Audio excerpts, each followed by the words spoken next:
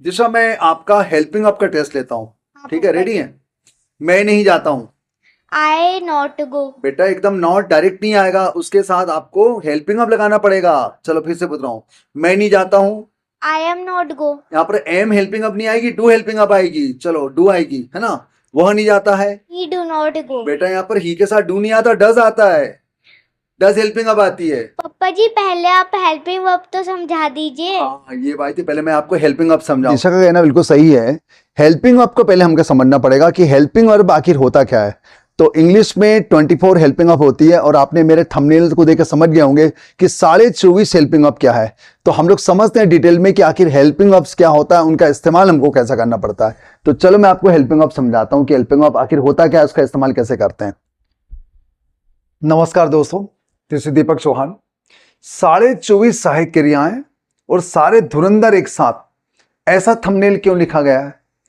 तो दोस्तों 24.5 सहायक क्रिया मैंने जानबूझकर लिखा है, क्योंकि 24 सहायक क्रियाएं तो होती है इंग्लिश में, और इसमें दो हेल्पिंग वर्ब ऐसी होती है जो कहीं से भी हेल्पिंग वर्ब नहीं लगती, वो मेन वर्ब लगती है। इसलिए मैंने जानबूझकर 24.5 सहायक क्रिया लिखा है, ताकि आप लोग आए और समझे कि आखिर वो 24.5 सहायक क्रिया होती कौन सी है। और सारे धुरंधर एक साथ, सारे धुरंधर एक साथ बोलने का मतलब यह है कि इंग्लिश में जो सहायक क्रियाएं हैं, हेल्पिंग वर्ब्स है, वो बहुत बड़ा रोल प्ले करती है दोस्तों, बहुत बड़ा रोल प्ले करती है। वर्ब्स, मेन वर्ब्स के साथ साथ हमें हेल्पिंग वर्ब्स का ज्ञान होना बहुत जरूरी है। और 24 हेल्पिंग वर्ब्स में से, उसमें से 13 हेल्पिंग वर्ब्स जो होती है वो मॉडल की होती है, मॉडल्स। मैं कुछ दिन बाद आपको मॉडल की सारी हेल्पिंग वर्ब्स को भी एक साथ आपको समझाने वाला हूं। तो आज हम लोग शॉर्ट में 13 मॉडल हेल्पिंग वर्ब्स और 11 जो रहेगी 11 वो रहेगी टेंसेस की रहेगी, उसको हम लोग डिटेल में पढ़ेंगे और समझेंगे कि आखिर इसकी जरूरत क्यों पड़ती है।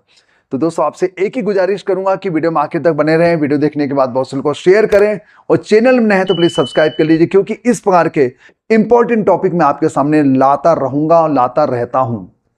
और आप मेरे और भी वीडियो देख सकते हैं, इसमें ऐसा कोई टॉपिक नहीं छूटा कि जिस पर मैंने वीडियो ना बनाया हो। और लेकिन जब तक मुझे लगता है कि इसमें डाउट हो रहा है, मेरे क्लास में स्टूडेंट पूछते हैं, तो मुझे लगता है इसका वीडियो बनाना चाहिए। तो चालू करते हैं, प्लीज बीच में वीडियो को नहीं छोड़ेंगे, बहुत ही इंपॉर्टेंट वीडियो है। 24 हेल्पिंग वर्ब्स के बारे में जानते हैं हम लोग कि उसका इस्तेमाल कैसे करना है, सारी चीजें।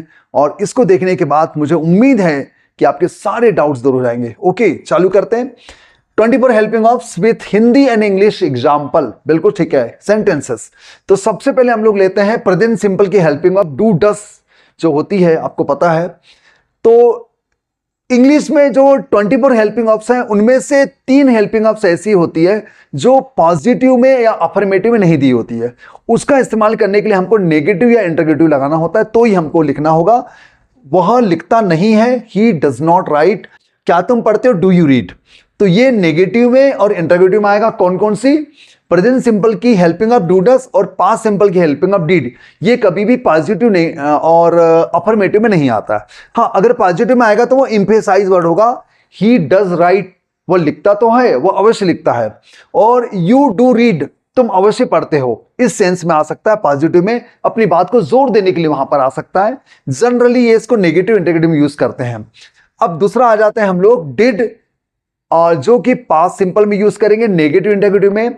जैसे लिखा हुआ है, तुमने नहीं पूछा, you did not ask, negative. क्या वो खेलता था? Did he play. ठीक है, लेकिन अपनी बात को जोर देने के लिए हम लोग पॉजिटिव में यूज कर सकते हैं। तुमने पूछा तो था, यू डिड आस्क, और यहां पर वह खेलता तो था, ही डिड प्ले, तो हम लोग पॉजिटिव में लगा सकते हैं अपनी बात को जोर देने के लिए। और आपको एक बात ध्यान देना, अधिकतर गलती होती है कि डिड के साथ स्टूडेंट सेकंड फॉर्म लगा देते हैं या थर्ड फॉर्म लगा देते हैं, तो आपको डिड के साथ हमेशा फर्स्ट फॉर्म लगाना है। ये रूल बहुत इंपॉर्टेंट है। उसी प्रकार डज के आने पर एस यस नहीं आएगा। दोस्तों डू डस डिड ये हेल्पिंग वर्ब तो है, लेकिन ये मेन वर्ब का भी काम करती है। डू यानी होता करना। जैसे मैं अपना काम करता हूं, आई डू माई वर्क। वह अपना काम करती है, शी डज हर वर्क। उसने अपना काम किया, ही डिड हिज वर्क या शी डिड हर वर्क। तो ये do does did main verb का भी काम करती है, जिसका मतलब होता है करना। ठीक है, आगे बढ़ रहे हैं हम लोग। अब हम लोग आ जाते हैं फ्यूचर सिंपल की हेल्पिंग वर्ब। फ्यूचर सिंपल नहीं, वैसे फ्यूचर की जो हेल्पिंग वर्ब होती है वो विल और शैल ही होती है। इसका डिटेल में वीडियो आप देख सकते हैं मेरे वीडियो में, चैनल में। मैं नहीं छोड़ूंगा, आई विल नॉट लीव, या फिर आई शेल नॉट लीव। अब विल और शेल में क्या अंतर है, इसका डिटेल वीडियो आप देख सकते हैं मेरे चैनल में जाके, मेरे प्लेलिस्ट में जाके देख सकते हैं, बहुत सारे वीडियो पड़े हैं उसमें। अब हम लोग आ जाते हैं प्रेजेंट कंटिन्यूअस। प्रेजेंट कंटिन्यूअस की जो हेल्पिंग वर्ब है वो इज एम आर होती है। आपको मालूम है कोई काम चल रहा है, कंटिन्यूटी वाला है, तो वहां पर हम लोग इज एम आर का इस्तेमाल करेंगे। मैं उदास नहीं हूं, आई एम नॉट सैड। वो जा रही है, शी इज गोइंग। तुम बीमार हो, यू आर सिक।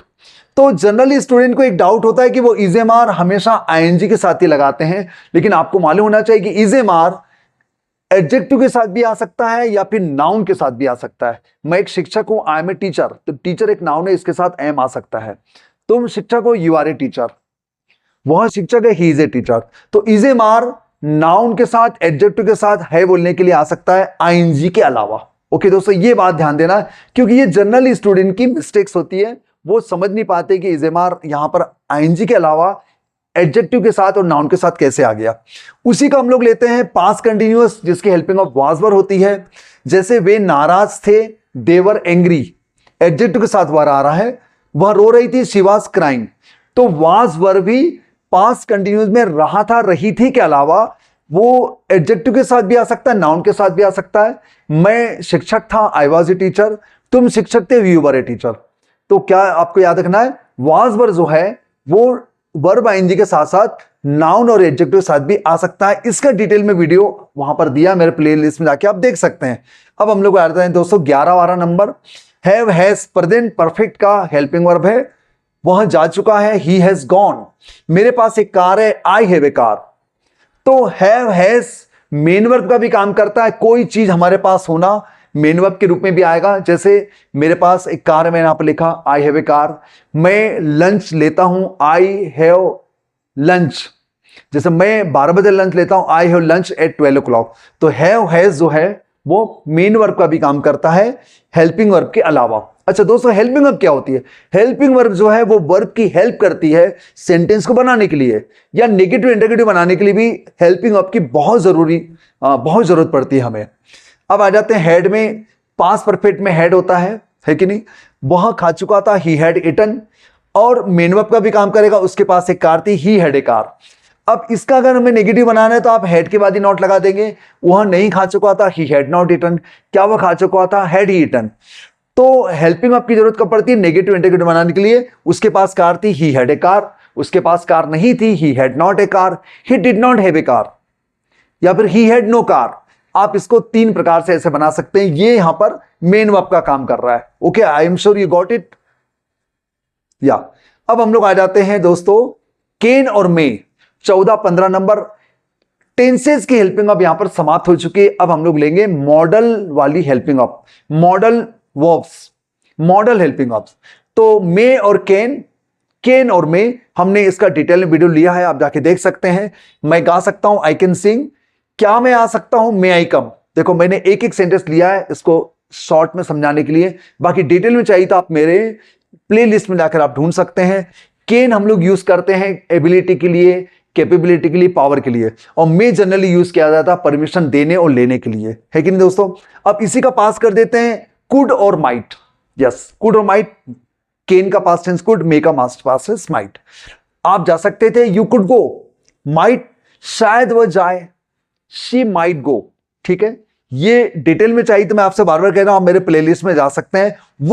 वुड का भी मैंने डिटेल में वीडियो लिया, और वुड को तो आपने भर भर के प्यार दिया है दोस्तों, और काफी अच्छा रिस्पॉन्स मिला है। मैंने उसको डिटेल में बनाया था कि वुड और विल में क्या अंतर है।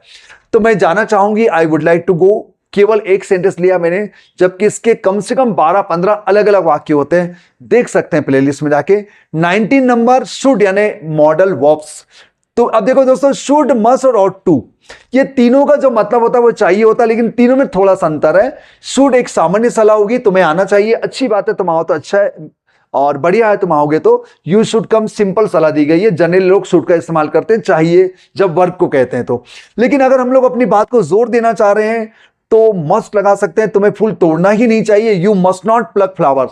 तो सामने वाले को हम लोग धमकी दे रहे हैं, उसको हम लोग कुछ वार्न करने, तब हमको मस्ट का इस्तेमाल करना चाहिए। और ऑट टू जो है वो जनरली नैतिक बातों में इस्तेमाल किया जाता है, जिसको हम लोग शुड से चेंज कर सकते हैं मॉडल वर्ब से। ये हमें बड़ों का सम्मान करना चाहिए, we ought to respect elders, तो इसको शुड से चेंज किया जा सकता है, वी शुड रेस्पेक्ट एल्डर्स। ये हम लोग कह सकते हैं। नीड और डेयर, ये जो दो हेल्पिंग वर्ब है, इसको सेमी मॉडल भी कहा जा सकता है, कहते हैं क्योंकि ये कहीं से भी हेल्पिंग वर्ब नहीं लगते। नीड यानी होता है जरूरत होना, ये हमको पूरे के पूरे मेन वर्ब भी लगते हैं दोस्तों, इसलिए लोग कंफ्यूज आते हैं। डेयर का मतलब होता है हिम्मत करना या हिम्मत जुटाना। कैसे? उसे रोने की जरूरत नहीं है, ही निड नॉट क्राई। अब मैंने इसको मॉडल वर्ब के रूप में यूज किया तो मैंने निड नॉट लगा दिया, लेकिन इसको हम लोग ये भी बना सकते हैं, he does not need to cry. Main verb के रूप में यूज करेंगे तो डू डज डीड का इस्तेमाल करेंगे और फिर क्राई के पहले टू भी आएगा। इसका डिटेल वीडियो मैं दोनों का लेने वाला हूं, नीड और डेयर का, जिसको मैं डिटेल में समझाऊंगा कि मॉडल के रूप में कब यूज करेंगे और मेन वर्ब के रूप में कब यूज करेंगे। बहुत जल्द मैं बनाने वाला हूं दोस्तों। क्या उसे रोने की जरूरत है? नीड ही क्राई। और अगर इसको आप लोग उस सेंस में लेंगे, किस सेंस में? हेल्पिंग वर्ब के मतलब मेन वर्ब के सेंस में, तो does he need to cry, does he need to cry ऐसा हो सकता है, ये हो जाएगा हमारा मेन वर्ब। अब आ जाते हैं हम लोग डेयर। ये भी जो है दोस्तों, डेयर कहीं से भी हमको हेल्पिंग वर्ब नहीं लगता, इसका मतलब होता है हिम्मत करना, ये मेन वर्ब लगता है, इसलिए इन दोनों को मैंने इसी जानबूझ के लिखा था 24.5 सहायक क्रियाएं। यस, तो डेयर मॉडल वर्ब्स हो गया, वो चिल्लाने की हिम्मत नहीं करता है। ही डेयर नॉट शाउट, यहां पर वो मॉडल वर्ब के रूप में आ रहा है, मॉडल वर्ब के रूप में आएगा तो ये नेगेटिव इंटीग्रेटिव में ही यूज किया जाता है, नीड और डेयर। तो अगर इसको मेन वर्ब के रूप में बनाए तो कैसे बनाएंगे? He does not dare to shout, तो फिर शाउट के पहले टू भी लगेगा, he does not dare to shout. क्या वो चिल्लाने की हिम्मत करता है? तो इसका हमने बनाया डेयर ही शाउट। तो डेयर यहां पर क्या हो गया? यहां पर डेयर क्या काम कर रहा है? हेल्पिंग वर्ब का काम कर रहा है, मॉडल का काम कर रहा है। अगर इसको मेन वर्ब से मैं बनाऊं तो बनाऊंगा does he dare to shout, does he dare to shout, तो डज आगे आ जाएगा जो हेल्पिंग वर्ब होगा हमारा प्रेजेंट सिंपल वाला, और नीड यहां पर मेन वर्ब हो जाएगा, फिर शाउट के पहले हमको टू लगाना पड़ेगा। और आखिरी वाला है यूज टू, मॉडल वर्ब्स जब एक समाने में कोई काम किया करते थे, अब नहीं कर रहे, रिपीटेड एक्शन के लिए, पास्ट के रिपीटेड एक्शन के लिए हम लोग यूज टू का इस्तेमाल करते हैं। मैं गांव में रहा करता था, I use to live in village. Yes, जिसको हम लोग वुड से बदल सकते हैं, ये मैंने मेरे वुड वाले टॉपिक में बताया है। वैसे यूज टू का मतलब आदत भी होता है। मुझे स्वेटर की आदत नहीं है, तो I am not use to sweater, I am not use to sweater. और मुझे स्वेटर पहनने की आदत नहीं है, I am not use to wearing sweater कह सकते हैं। तो यूज टू आदत के सेंस में भी आता है। अब आखिर में मैं कुछ सेंटेंस दे रहा हूं जिसको आप लोग बनाने की कोशिश करेंगे, और मैं चेक करूंगा, देखूंगा कि आपको आज का टॉपिक क्लियर हो गया है। तो दोस्तों, आपके सामने 10 सेंटेंस दिए हुए, मैंने 10 सेंटेंस इसको बनाने की कोशिश करे, समझिए, और ये देखिए कि मैंने आपको जो 24.5 सहायक क्रियाएं मैंने आपको जो पढ़ाई है, उसमें आपको कहां समझ में आया, कहां पर डाउट था, प्लीज कमेंट सेक्शन में लिख के बताएंगे। और अगर डाउट रहता है तो उसका मैं डिटेल में अलग से वीडियो बना सकता हूं आपके लिए, लेकिन प्लीज आप कोशिश तो करें। तो ये हमारे 1 से लेकर 10 तक हमारे क्वेश्चंस हैं, तो प्लीज इसे नोट कर लीजिएगा, और कमेंट सेक्शन में मैं देखूंगा आपने कैसे बनाया।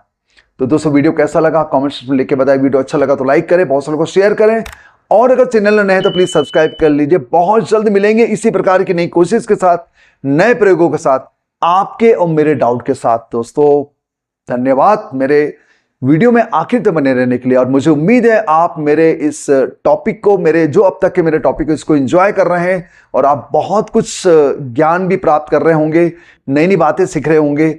और प्लीज आप लोग इसे कॉपी, नोट बुक लेके बैठे, पेन लेके बैठे और नोट करते जाइए, और प्लीज बहुत से लोगों को शेयर करें ताकि उनका भी फायदा हो सके। बहुत से लोग कोचिंग क्लासेस ज्वाइन नहीं कर पाते हैं, बहुत से लोग ये मटेरियल जो है वो खरीद नहीं पाते, ले नहीं पाते, किताबें नहीं खरीद पाते। दोस्तों, उनके लिए भी फायदा हो जाएगा। आई एम श्योर आज का वीडियो आपके लिए बहुत ज्यादा बेनिफिशियल होने वाला है। दोस्तों, मेरा एक और चैनल है माय ड्रीम इंग्लिश, वहां भी आप जा सकते हैं। वहां पर मैं अपनी भतीजी दिशा के साथ मैं जनरली वीडियो बनाया करता हूं, और प्लीज आप वहां भी जाइए। मेरे इंस्टा में आ सकते हैं, रेनबो इंग्लिश दीपक नाम का मेरा इंस्टा है, वहां भी हम लोग बातचीत कर सकते हैं। आप फेसबुक में आ सकते हैं, वहां भी हम लोग बातचीत कर सकते हैं। दोस्तों, तो आप मेरे पेज को प्लीज फॉलो कर लीजिएगा, और आपकी जो भी डाउट है आप मुझे क्वेश्चन करें, उसका वीडियो मैं जरूर बनाऊंगा। और अगर टॉपिक इतना इंपॉर्टेंट नहीं है तो मैं एट द मोमेंट उसका जवाब दे सकता हूं मैं। धन्यवाद, थैंक यू वेरी मच। मिलते हैं बहुत जल्द एक नए टॉपिक के साथ, एक नए डाउट के साथ। Thanks a lot.